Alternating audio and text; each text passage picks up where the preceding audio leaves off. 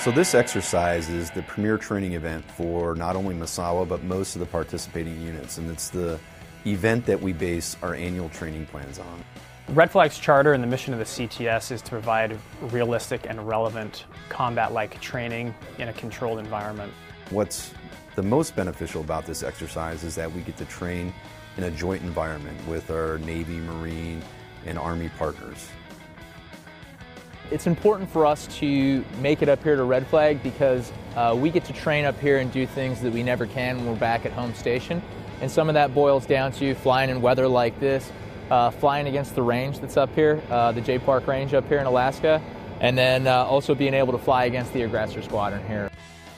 We are challenging the participants here. They are given a scenario, they're given a problem to try and solve tactfully, and we are out there providing that oppositional force to challenge their game plan to solve a problem. The whole design of Red Flag at the very beginning was to give those super inexperienced wingmen the opportunity to experience large force exercises or contested operations so that when they see it in combat, it's nothing new to them. So HIMARS is a HIMARS infiltration mission, otherwise known as a HIMARS raid. Essentially, it's when a HIMARS is loaded up onto a C-17 or C-130, transported to a location on the battlefield, and essentially allows us to shoot off the ramp, for lack of a better term.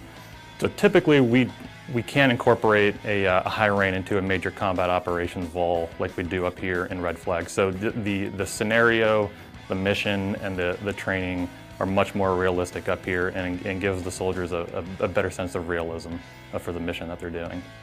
We have multiple Marine units out here. We have 232, that is the jet squadron that is contributing to this. We are 1st Anglico.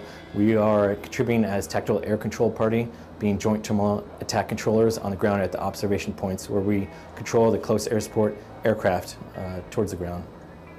Training that 1st Anglico is receiving with this is integrating with the other units, but then also as joint terminal attack controllers, we're always progressing ourselves and refreshing ourselves. When we do get a call to go do a mission, we're not going to be doing that with another Growler squadron or potentially another Navy unit. We're going to be operating in a joint environment. We're going to be operating with Marine F-18s, with Air Force F-16s, with other 5th gen assets.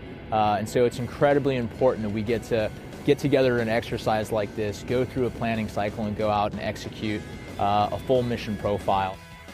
So my hope as a team chief and the planner here is that the units that are showing up and actually executing are able to focus on the planning, the integration, the execution, and they're able to take real good lessons learned back home with them and really help us all become a better fighting force.